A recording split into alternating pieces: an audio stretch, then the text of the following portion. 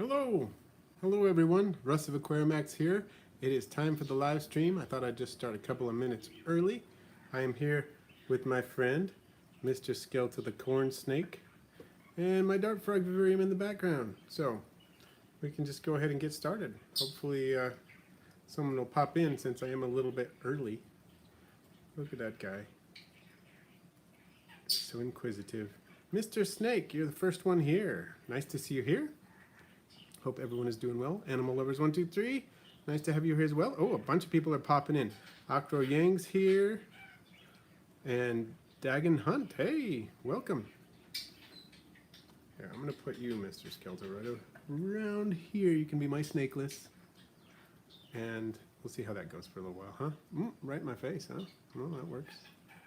I don't mind. I'm going to pop the chat back up there. There we go. Lisa Hare, hello and welcome. Oh, you kind of like that, huh? Mr. Snake in California for spring break. Awesome. Hopefully you find some cool critters there. There's a lot of cool critters to be found there. Christopher Neely's in the house. Laurelyn, my mod today. Thank you for joining in. Mr. Snake recently got a painted mantella. Awesome. Those are really cool. Mantellas are very interesting frogs. Very similar to dart frogs in many respects. Acro Yang, this is, as far as I've been able to determine, a hypomelanistic corn snake. If you look at the pattern on the back, you see there's very little in the way of black markings around the saddles. And if you look at the belly, there's the markings are reduced in terms of the color. They're not a lot of true black there. There's some brown going on. So probably a hypomelanistic, as far as I've been able to tell. And thank you. I am really happy with this corn snake, really beautiful one. We adopted this snake back in the beginning of October, and he's been a really fun pet and growing a lot, and just been all kinds of fun. I really love the beauty of the snake. Oh, excuse me. Something just caught my throat there a little bit. So, yeah, I tried to stick the snake tail right up the nostril, it's true. Dagon Hunt said, I have a question, my awesome dude. Do you think that millipedes or isopods would do well on a larger size critter keeper? Like ventilation is good, but maybe too much? Thanks. Good question. Excellent question. In fact, I would say that it depends on the species. You could probably get away with keeping some Spanish Porcelio species in there, some of the, the giant ones, like Hoffman's egg eye or something like that. Or just about ornatus or a lot of the other large Porcelio species, because they need a lot of ventilation. You could probably also do some Armadillidium species of various types. You just need to make sure in both cases that you have a humid hide, like a piece of cork bark with some damp sphagnum moss under it, something like that, that never dries out. And as long as you have something like that, you could do well in that case. As far as millipedes go, you could try something like an orthoporous species, like Orthoporus ornatus, desert millipede that doesn't need quite as much humidity as others, and do the same thing, where you have a humid hide, and you make sure that the substrate doesn't dry out. You could do either one. I wouldn't do both, of course, but you could do either one in a critter keeper. So yeah, just make sure they have plenty of hides, both dry and humid, and then make sure that that spot doesn't dry out. You'd be good. So Crystal's Pets and Plants is in the house as well. Thanks for joining in. And you're welcome. You're welcome, Dagon Hunt. No problem at all. I recently bought a really large container that I'm thinking of converting into an isopod, like a Spanish Porcelio, probably for my Huffman's egg eye, just kind of expand, because their colony, I think, is reaching capacity in their, they have a fairly large container now, but I think they need a larger one. Acro Yang says, I just restarted my isopod terrarium that I got for my birthday. Awesome. What kind of species you got in there? Oh, and thanks for the likes, everybody. We're getting some likes in there. Brand Barnett says, which millipede species do you have and prefer? Okay. Well, currently, and I've kept a couple other species too that I really like, and I can tell you about those as well, but of the species that I currently have, I have bumblebee millipedes, Jamaican bumblebee millipedes, Anadetabolus monilicornis. They are small but beautiful. They only get to maybe a little over 2 inches, maybe 2¼ inches, but they are really beautiful. They have very vivid coloration, and they're really super easy to breed as long as you keep them fairly warm. They need to be, really you want to keep them higher than 72 Fahrenheit if you can, at least 72 Fahrenheit all year round. And but if you do and you give them a half decent substrate, they'll breed like crazy. I have ivory millipedes, which are Chicobolus spinageris. They are not quite as temperature sensitive, but they still, they come from Florida and other southern states, so they don't want to get too cold. But they get a little bigger, quite a bit bigger, in fact, up to approximately 4 inches, and their patterns are absolutely gorgeous. They're probably, pattern-wise, my favorite native millipede from the US. They have just beautiful patterns. And then, let's see, I've got Hiltonius pulchris, which were sent to me by a viewer. Now I'm having a problem remembering her name. I think her name is excuse me, Suzanne. And she collected those in California, was trying to save them from being smashed on the sidewalk. And so she sent me a good group of those. And they have a cool color to them. And then I've got some Spirostreptus species 1. They don't have a common name, and they get pretty big. They get up to about 6, maybe 8 inches, depending on who you talk to. And I have one adult that's about 6 inches long, and then several, excuse me, I'm going to have to get a drink. Several peedlings that are probably about 3 inches to 4 inches long right now. I'm going to have to pop out and get a drink. I'll be fast. You can stare at my frog vivarium for 20 seconds while I do that.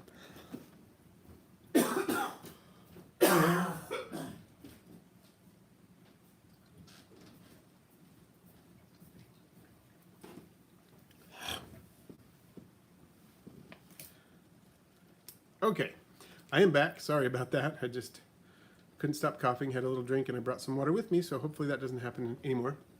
I believe those are all the species of millipede that I have right now that I can think of. I've also had flame leg millipedes from the Philippines. I love them. They get about 4, maybe a little longer than 4 inches long. They are absolutely gorgeous color-wise, but they're a little sensitive, and I bred quite a few of them, got some more out into the hobby, and then my colony crashed. And I think if I had known then what I know now, they wouldn't have crashed, but they're just a little more sensitive to substrate issues than some of the others. So I lost them, lost the entire colony after I had sold off, quite a few of the babies. So, sad day. I also had a, what is my problem today? Sorry.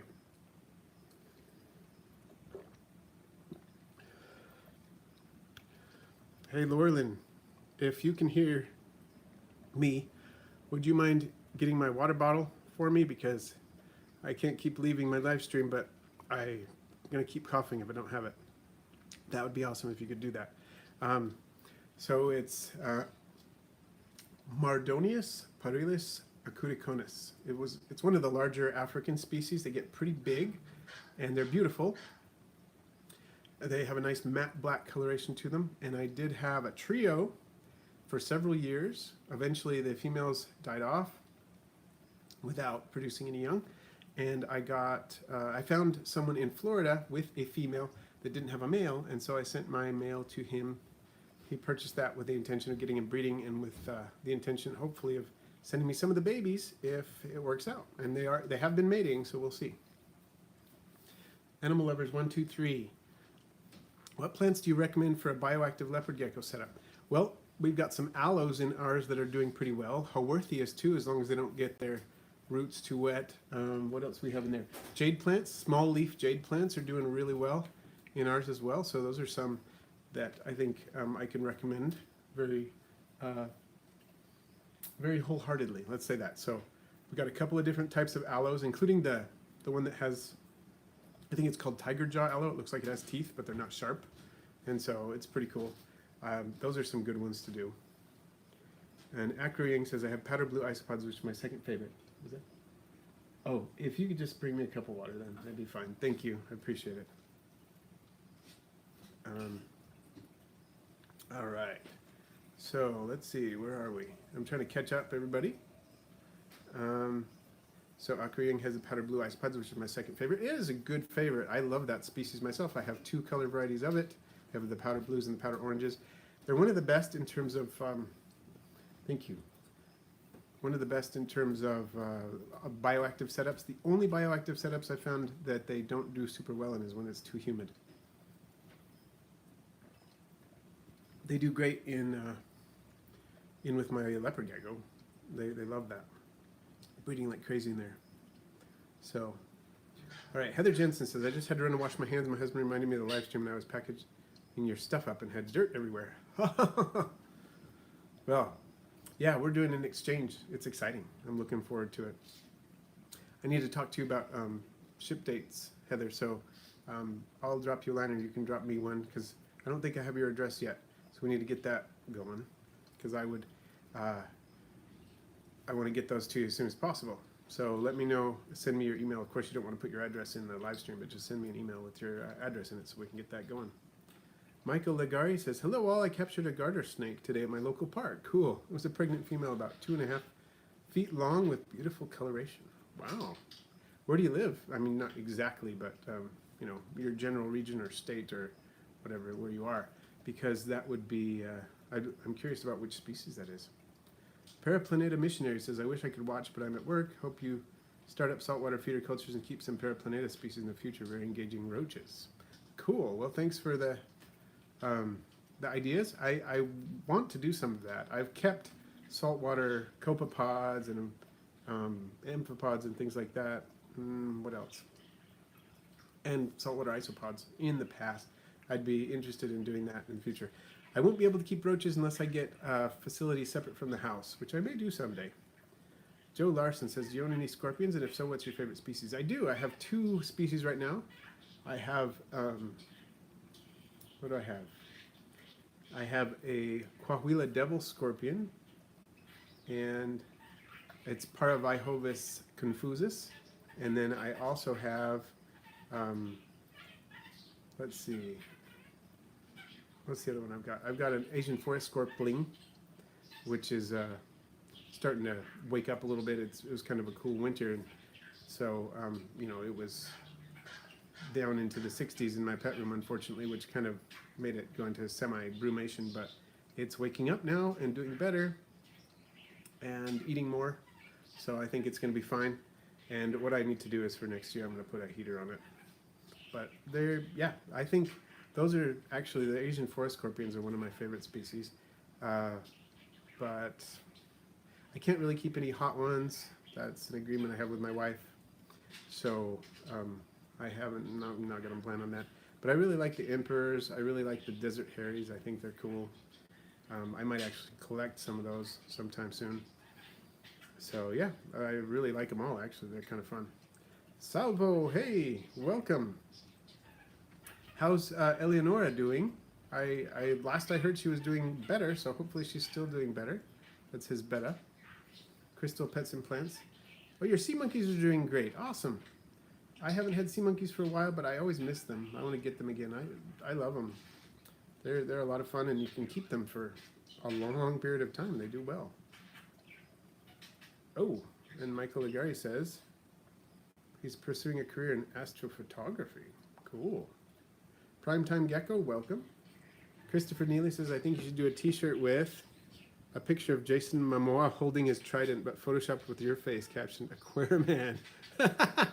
Aquarium X Pets, I love it. That's awesome. Okay, thanks Heather. I'll look forward to that. I can probably do the same. I'll be traveling at the end of this week, but hopefully I'll be able to get it soon. I'll talk to you about that. We can figure it out. So Brand Sparnett, can isopods and millipedes coexist? Complicated question. Some people seem to make it work. For other people, the isopods eat the millipedes when they're molting. See, an interesting thing about isopods and millipedes molting, you know, invertebrates molt. But isopods have kind of an edge over millipedes when they molt, in that isopods molt half of their exoskeleton at once, and so they're never entirely vulnerable. They're always pretty active when they're molting. It doesn't take them a super long time to molt, and then half of their body's not molted, so They're just never as vulnerable as millipedes. Millipedes molt their entire exoskeleton in the same little window of time, and they're very soft and vulnerable thereafter. So isopods kept with millipedes, in certain conditions at least, the isopods will eat the molting millipedes. I'm not going to say that happens all the time, but it has happened to people. So I have chosen never to keep them together. I once had some isopods appear in my Jamaican bumblebee millipede enclosure. I cleaned out the entire thing, just took the millipede out, entirely replaced the substrate, got rid of them because I did not want that to happen. Let's see, trying to catch up everybody. Michael Ligari says, I live on the border of Littleton and Highlands Ranch, Colorado. Also, the park is currently a good bird watching site because there's a pair of great horned owls with 2 owlets, plus there's fishing. Oh, sounds like a nice place to go check out critters. Okay, so is it a wandering garter snake that you found then? I'm wondering. Akro Ying says, you've thought about getting those millipedes that look like isopods, or the pillipedes as they're sometimes called. I have thought about getting some of the smaller species because those can actually do well in captivity. I almost bought some from Bugs in Cyberspace when they showed up on there a few years ago. They're really cool, and some of them will breed the little glomerus species. I have not entertained the idea of getting any bigger ones like the giant tropical ones because the giant tropical ones do not thrive in captivity. Very few people have managed to keep them alive for more than a few months. They just don't do well, so I haven't thought about getting those until, unless they crack the code on that and get them so they're breeding and doing well in captivity. But I just don't want to buy any gift knowing they're going to die. I don't think you can get them here anyway. But even if I could, I wouldn't just because they're going to die. But as far as the little glomerus species that look a lot like isopods, totally, I would get those if I had a chance. I think that'd be fun. And Salvo says, Eleonora the Beta is much better with your advice. Even her scales and swollenness is getting better. I didn't know it was possible to survive dropsy. And it often is not. I mean, it does happen, and I'm glad it's happening in this case. Now, this is an excellent example of recovery, but it's not always that good. So I'm glad that it's working out for Eleonora and for you, Salvo. Joe Larson says, I have an African brewing scorpion, a desert herring, and an emperor. I'm looking to get a Madagascar flat rock. Cool. Scorpions are just kind of a fascinating creature all around. I don't know. It's hard to say exactly what it is that's so amazing, but all of it, I guess. Their body shape, their life cycle, everything is just really cool. Tetramorium, Charles Rains, and welcome. So Tetramorium has been waiting for a Q&A for a while. Well, I'm glad you're here this time, and I'm happy to answer any questions if I can. Charles Rains says, hello, my name is Chuck. I'd like to learn how to set up a terrarium in a 60-gallon long. Any pointers? Nice. Well, what are you going to set it up for? If you tell me which species you're going to set it up for, I'll do my best to help you out with that. Sounds like a cool project. And let's see, Akro Yang says, have you also thought about getting Bornean pillbug? And that's one of the large species that I was talking about that does not survive well in captivity. So, yeah, unfortunately, no. Brent Barnett, do you have any rubber duckies? That is a species I really want to get into. It's one of the big ones on my list that I need to get. I'm now up to 24 different types, and that includes color morph, not just species. It includes color morphs, not just species, but that's one I don't have yet, but I really want to get that. As soon as I can find some for sale, they're expensive too. I have to make sure I have enough to get them, but they're in such demand that I should probably just go ahead and get them started breeding. They'll probably pay for themselves. I find that happens with a lot of critters. That once I just need to go ahead and bite the bullet and get them, because then I end up selling so many babies they pay for themselves. Like my blue star endlers, I bought some of those, and they've paid for themselves several times over because they're a pretty popular fish. Tetramorium says, my isopods aren't reproducing anymore. What should I do? Well, what type of isopods do you have? And describe the setup for me a little bit, and I'll see what I can do for you. Joe Larson says, off-topic question, but what kind of music do you like, and do you play an instrument? Well, I like Celtic music.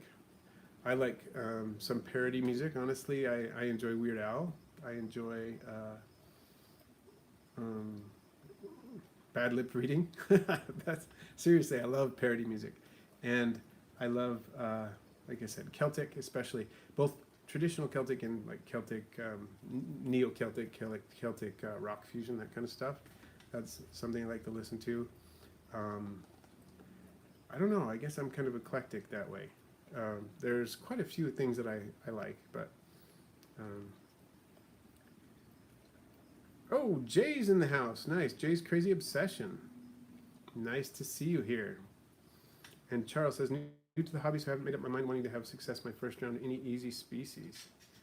And okay, so you haven't made up your mind what you want in the terrarium. Well, I would say first, before you, we want to design it around the species that you want. If you want to do dart frogs, I would recommend checking out Vivarium Construction 101 on anyherp.com, or is it anyherpeticulture.com? I think it's anyherpeticultures.com, and they have a bunch of great information on how to set up a vivarium for dart frogs or geckos, if you want to do geckos, either one of those. So those are some pretty good ones to start with. Some dart frogs like bumblebee dart frogs, like the ones I have, are a pretty good one to start with. If you want to do geckos, you could do cresties or gargoyle geckos, or any of the close relatives of gargoyle geckos. Or you could honestly go with a vivarium that big. You could go with giant day geckos. They're pretty easy too, and they're very visible. So those are some options to consider. And if you're going to do with any of those species, I consider checking out Vivarium Construction 101 and 102 on anyherpeticulture.com. And Heather Jensen, maybe you could trade duckies with Serpa Design. It's a good idea. I might as well try contacting him and see what he says. I haven't reached out to him. I am a subscriber of his. I haven't done that, but maybe he'd be interested. I don't know. I've got a lot of different isopods that maybe he doesn't have. So Salvo says, do algae in the tank cause problems for the fish? I've received a bad feedback for it in one of my videos. Someone called it adverse conditions. Well, you can't really say that algae are adverse conditions. There are fish in the wild that are in really algified water, and that can be beneficial for them. There are a lot of people who will put sick fish into green water, knowing that the fish is going to recover and do better with that green water. So I would say algae is indicative of lots of nutrients in the water. The presence of the algae reduces those nutrients in the water, and therefore it's not necessarily adverse conditions. It may not be aesthetically pleasing to some, depending on the type of algae and where it's growing and all those sorts of things, but it's not necessarily a bad thing for the fish at all. It just depends. As long as you're maintaining good water quality, and sometimes you can do that by growing enough algae so that it pulls all the waste from the water, then the fish may be perfectly happy in it. And there are a lot of other conditions that are occurring. So just the fact that there is algae in an aquarium does not mean it's a problem for the fish. But there are some tanks with algae in them that could be less than ideal for the fish, if that makes sense. But just because you have algae in your tank does not necessarily mean it's a problem for the fish. So Michael Ligari says, yes, the park has western diamondbacks, western garter snakes, northwestern garter snakes, brown water snakes, and hognose snakes. It was a brown water snake because his tail would fly out like a paddle. Cool. Oh, okay. No problem, Jay. I'm glad that you were able to join in. Acro Yang says, one time I found a roly-poly that was completely white with a blue underside. What species could it be? By the way, it was not molting. Completely white with a blue underside. That sounds crazy. It sounds to me like it was not a typical exemplar of its species. It was probably a mutation, so it's hard to say what it could be, but white isopods of various types are not unknown, so it could be any number of species.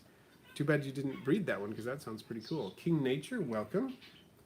Tetramorium says Armadillium vulgare, and they stopped reproducing after one of them died. And how many do you have? A lot of them? Or if if it's your only female, I could see that stopping it, but that doesn't seem likely. Do you have let's see. Tell me about your substrate. What is in there, and how long it's been since you've changed it, and so on. Maybe we can figure this out. Down the wormhole, hello and welcome. Crystal's Pets. Do you still have praying mantis? I got one egg case. Right now I don't have a mantis anymore. My mantis passed away this winter, not too long ago. They don't live a really long time, of course. But yeah, unfortunately it did pass away, so I don't have one at the moment. But good luck with your egg case, though. I hope it hatches. Focusaurus, welcome. And King Nature, do you think it's safe to have isopods with slugs? Well, I've certainly heard of people keeping isopods with snails, and since slugs don't really have a vulnerable period of molting, you're probably okay as long as they get a decent amount of food. I've heard people keeping them with snails, and it's a good way to help take care of the extra food the snails leave behind.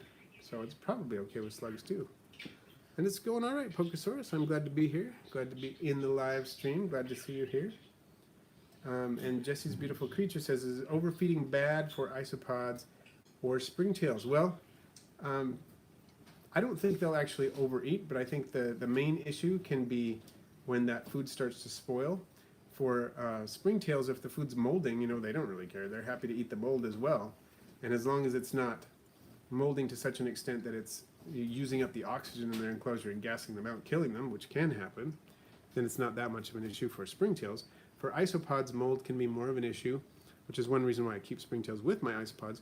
But you don't really want a whole bunch of mold growing in an isopod culture, so that's the main issue I would say with overfeeding with isopods. With both of them, I say generally, you feed them enough so that the food is going to be eaten up in a short time. And with springtails, I say about 24 hours. You want the food to be gone or almost gone within 24 hours. If it's not, you're probably feeding them too much. And if it's gone much faster than that, you're probably not feeding enough. And with isopods, they should always have food available in the sense of, you know, the substrate. There need to be some leaves in there. You want that to be going on all the time. But in terms of supplemental foods like bug burger or fish food pellets or whatever, you know, pieces of vegetables, whatever you're using, if that hasn't disappeared within 24 hours, it's probably too much. And if it starts to mold, just take it out and you'll be fine. Jay's Crazy Obsession says, who's the corn snake? What's his name? Is it the one you just did a video on a while ago? It is. This is Mr. Skeletal. My son named him Mr. Skeletal after a meme, and we've had him since October. We've done a couple of videos on him so far. We did a first Friday feeding video a while back, and we did an enclosure video on him. We even fed him in one of the live streams, that kind of thing. So yeah, he's a lot of fun. He's nearly doubled his size since we first got him, so he's growing pretty fast, and we love him. Let's see. Like Spike, thanks Primetime Gecko. We do have a pretty good number of likes up there now.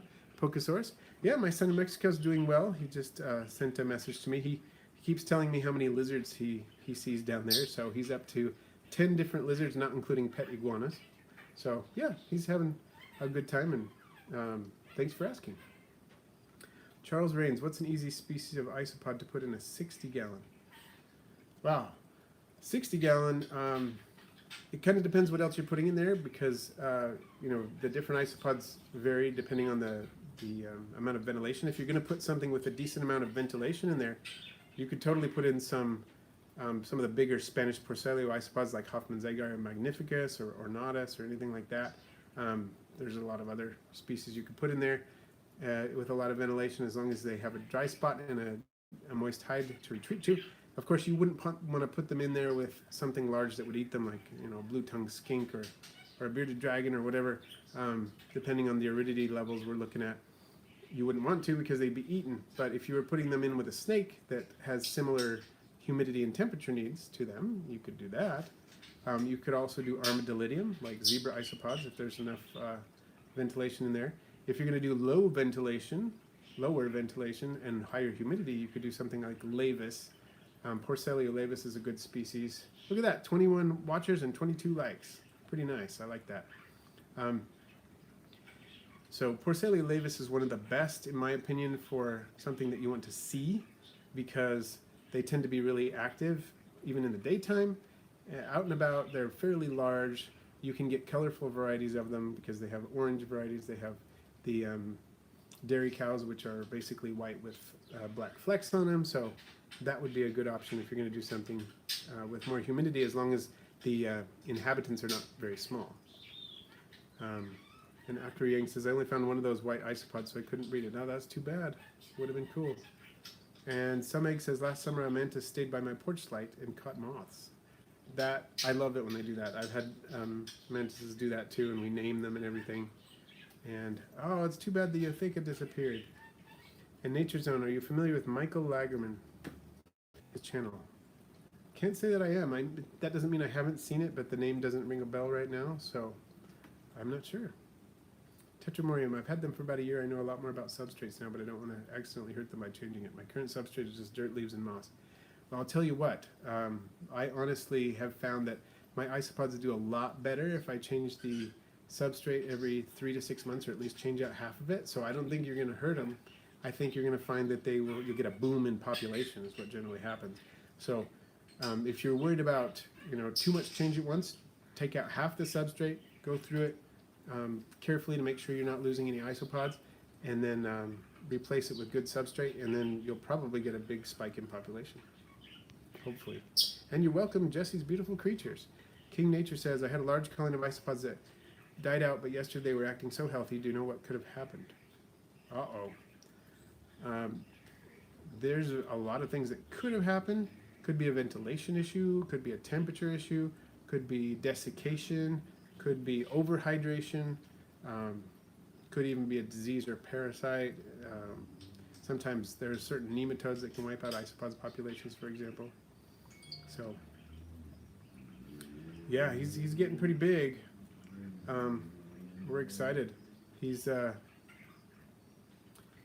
Last time I measured him, he was over 130 grams, and when we got him, he was probably around 50, I think. We didn't weigh him right as soon as we got him, but I think he was right around there. So he's going fast.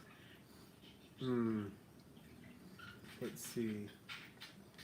And Arminesta Patty says he's a beautiful corn snake. Thank you. Heather Jensen says, do you have any tips on fish feeding when one fish is a hog and seems to eat all the food and the other never gets any, like female bettas? There's a couple things you can do with female bettas. Like if you have a betta sorority going on and one of them is a pig, how many fish do you have in there? Is it just 2? Because that can influence things.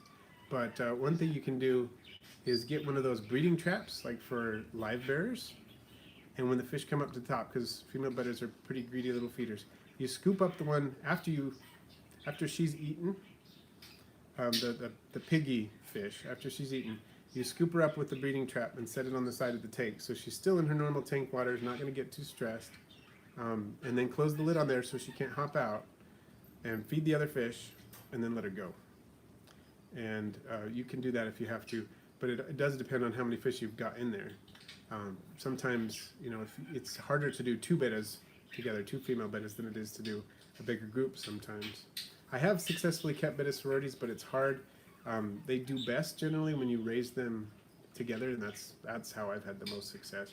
When I put them together, when I haven't raised them together, I can kind of make it work, but I've had more issues. Jay's Crazy Obsession, Russ, I sure you remember, but I have only bought your starters, and now I have isopods everywhere, including I'm recently putting them in my houseplants. Started with 6 cups, 3 isos, 3 spring. Cool.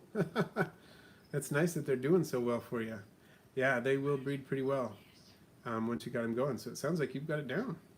Some Eggs says, do isopods lay eggs? Well, kind of a complicated question. They don't exactly lay eggs. They produce eggs, but they put them in a pouch on the underside of the female, and she keeps them there until they hatch and for a little while thereafter. And for a while, many isopods, the female will hold the pouch there. They will leave and then come back, go in and out of the pouch for a little while until they're ready to go on their own. So I guess sort of is the best answer. They don't really lay eggs in the way that some animals do, but they do produce eggs, but they keep them internally until they hatch. So it's kind of a version of ovoviviparity, but it's a kind of a strange, unusual version. And how is the tailless whip scorpion? They're both doing pretty well. Still no babies, even though I've been trying to get them, and they've produced spermatothecae at least, I don't know, half a dozen times maybe, but still no brood pouch, no egg pouch. So I don't know what's going on with that, but other than that, they're doing well. So Heather Jensen says just the 2 in snails. And the 2 could be a factor there. The fact that there are just 2, that's often can be an issue with that. So I would say if you have space to do the breeding trap idea, it's not a bad idea. Or if you just have one of those betta scoops that you can get online that they make out of the banana leaves or something like that. You just scoop up the piggy female after she's eaten, and then let the other eat and then put her back in. So Nature's Own, how big of a tank for antlers? Well, it depends if you're going to keep just males or you're going to keep a breeding colony. If you're going to do a breeding colony, make the tank as big as you can because they're going to fill it. I have some in my 20-gallon, and as you saw, it's really crazy in there. There are way too many antlers in there, and I sell as many as I can, but they just breed too fast. And I had to put that big, huge pothos plant in it, and now the pothos plant is probably, I don't know, 4 or 5 feet long, and it's helping to kind of pull some of the nutrients down, and the algae is starting to calm down, but it was a mess for a while, and it still is a mess, but it's not as much of a mess. So if you're going to breed them, get a big tank because you're going to need it. If you're not going to breed them and you're just going to put males in there, you could do a small desktop tank, like a 3-gallon, and put 3 antlers in there, and it wouldn't be bad because the males are tiny. They're smaller than male guppies. So you could do fine if that's what you want to do, and just put, you could do it 1 to 2 fish per gallon that way, and they'd be fine. As long as you have, filtration, decent water quality, that kind of thing. King Nature says, it's mostly liking ventilation because I don't have any holes in the place I have them in. Oh, most likely ventilation. Yep, that probably is it.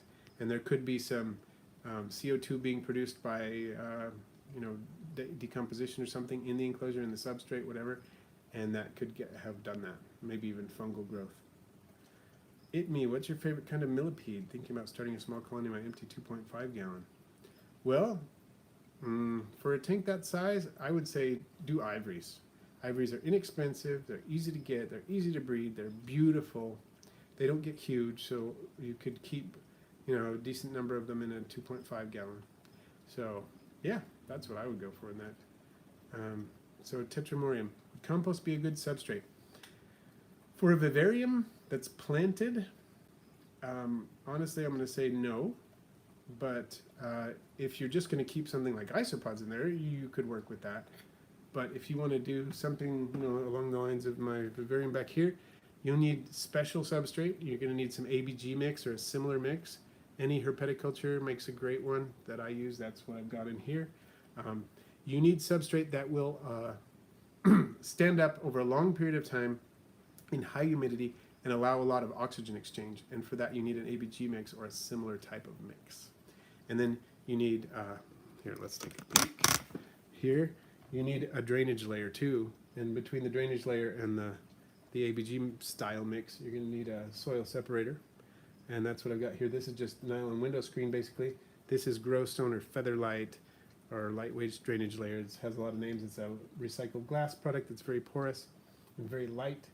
Then you get the screen, and then you got the ABG style mix, and then we put the leaf litter on top of that. That is great for creatures that like fairly high humidity. That's what I would recommend using. If you're going with something with lower humidity, you have some other options. Okay, so trying to catch up, everybody.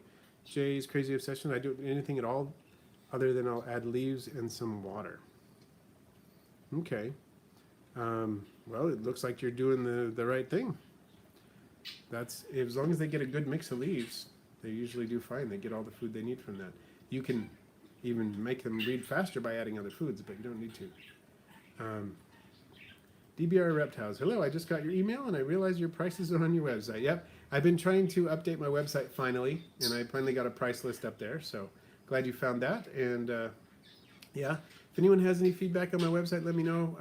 I'm still in the early stages of revamping it, but at least I got started. So, but yeah, I'll look forward to contacting you, DBR Reptiles. Jesse's Beautiful Creature says, are there any isopods for your fish tanks? There are, actually. I have kept one species of, and it depends. If you're talking about saltwater tanks, then there's even more species. But for freshwater tanks, there are at least 1 or 2 species. The only freshwater isopod species that I've kept and bred is called Acellus aquaticus, and they do just what you would expect aquatic isopods to do. They'll breed in there, they'll eat detritus and so on. So yeah, if you can get a hold of some, I've been wanting to get a hold of some for a while. I kept them as a kid. It was the first species of isopod I kept and bred, in fact, was Acellus aquaticus. It was about 13, and put some in with my platies, and they did their thing. And then I put I think African dwarf frogs and fire newts in there, and they kind of ate them. And that was the end of that. But for a while, they were doing well. And Dr. Spud, I'm glad you're here.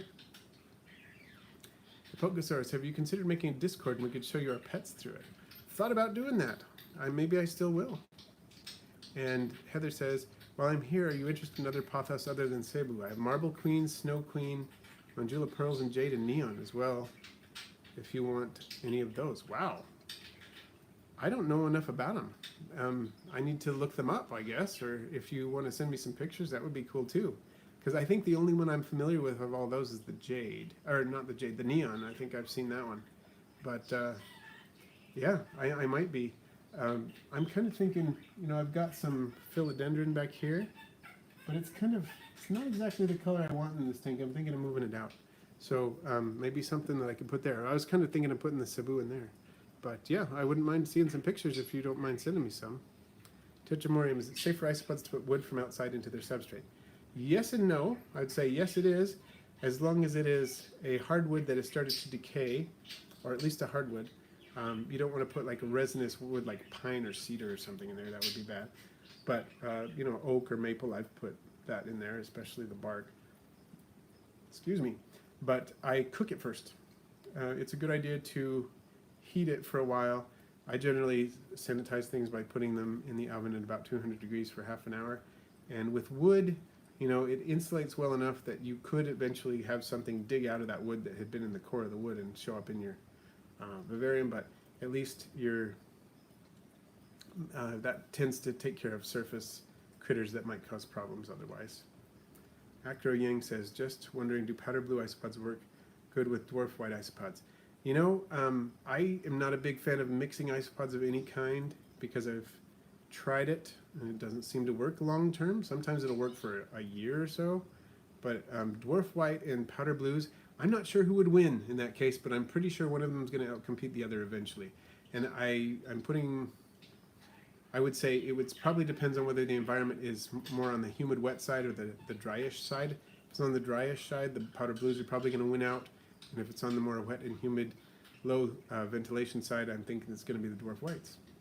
But I don't think they're going to thrive together long term. It's the mutual exclusion principle of ecology. You can't have two species occupying the same niche for the same time without one of them eventually getting in trouble.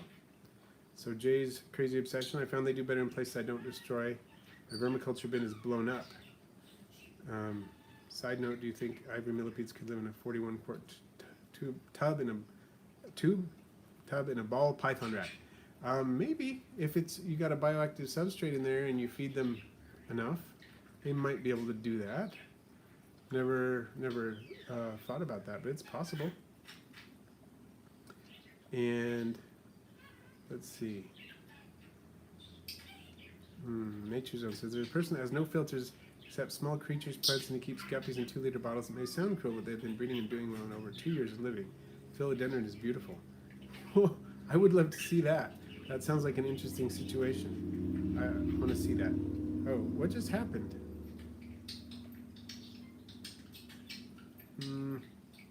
I lost you. Sorry. Sorry, Nature Zone, I lost you for a second.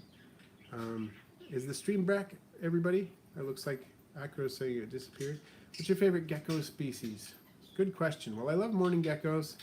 They're not the first species I kept, but they are the first species I produced, and I kind of fell in love with them in Hawaii. I really would love to keep the giant day geckos someday. They're amazing. Cresties, of course. I have a soft spot for cresties. We have several of them. I don't know. It's too hard to pick. There are so many other geckos that I would like to try keeping someday too. So I don't know. And is it still frozen, Echo, for you? And you're welcome, Tetramorium. And the Pokesaurus you can probably hear are Budgie. Budgie, he's over there on the kitchen table doing his thing in his cage. So he just chatters away, sometimes in English, sometimes in bird gibberish, but he's always doing his thing. Well, Nature Zone, you want some duckweed? Seriously? I would give you some if you really want to do that. Um, I don't like duckweed much myself. I feel like it always, I think I'm going to love it, and then it takes over, and I get upset that I ever let it go. But if you want to, I will give you some. I have a little bit right now. I vacuumed the most of it off the top of my fish tank, but I do have a little bit. So Jay's Crazy Obsession says, no, I was more asking if my temp of 77 would be okay, and if you think that would be enough space if I did a mix of cocoa, sphagnum, and leaf litter and bark. Ah, I see what you're saying. I got it. The temperature of 77 is fine. I don't think that's a problem at all. I would add some compost to that mix, some organic compost. But other than that, yeah, I think they'd be fine as long as they can't get out, if the gap is okay. And, oh, okay, sorry, Pocosaurus. People ask about the bird a lot, so I guess that's what I was thinking. It's probably just the fact that a truck went by on the road or something. Unfortunately, this room is really close to the street, and once in a while if a car goes by, or a large truck or something, you'll hear it. So, okay, well, we can make it happen, Nature Zone, if you want some of that duckweed. Just, I hope don't regret that you got some. And Jetster's Aquariums, evening, welcome. And Heather Jensen says, my bedders are so confused by the duckweed, I have to move it around to feed them, or they can't find the pellets or bloodworms. Yeah, I've noticed similar problems with my fish sometimes, which is part of the reason I don't really like having the duckweed around. I like other floating plants. I love dwarf water lettuce. I have some of that. Love it. I love frogbit, anything like that. Totally a fan. But duckweed, not so much, because it's impossible to get rid of. Not impossible. I've gotten rid of it several times. But it's just painstaking to get rid of it. How's that? Let's go with that. And Dr. Spud says, what would you do if there were over 100 apple snail babies crawling in your aquariums? I have lots of little snails right now. Wow. I think, wow, do I have someone I can sell these to? And if not, do I have something I can feed some of these to? Because that's going to be a lot of snails to feed. So I do have assassin snails, so I'd probably say, oh, my assassin snails could do something about this. Dennis Williams, Lowe's carries containers of pebbles. Do I need to wash them before using them as my bottom layer? Let's see. Well, I would, and I would also determine whether or not they are, contain limestone and things like that, because you don't want necessarily a whole bunch of minerals to be leaching out into your vivarium, and that could be an issue. So I would try to check that out first to see what the composition of the pebbles is, and I would wash them off if I'm going to use them. But also I would think, well, they do make things a lot heavier. Part of the reason I use this, and you can see a little bit of it in this corner back here. Where's my hand? Yeah, right here. This stuff. Part of the reason I use it is because it's really porous, which is better for microfauna and the whole ecosystem of the vivarium, but it's also much, much, much lighter than stones of any kind or pebbles. Much lighter, and that's good when you need to move your vivarium. So a couple of reasons why this is better. I'm not saying you have to get it. People do use gravel and pebbles and so on, but I'm thinking this is a much better bang for your buck. And maybe I do Nature Zone. I'll think about that. I think my wife would be curious to see Salvinia because she's working on a little project that could be of interest to her. So, Heather Jensen says, I'm really into red root floaters. Right now I have a bird's nest fern suspended on my fish growing aquaponically. Oh, I love it. I love bird's nest fern. They had those in Hawaii in the trees, just growing epiphytically, and I loved it. So I would love to see one growing as an aquaponic situation. That is cool. And Tetramorium, you can collect isopods from outside. You totally can.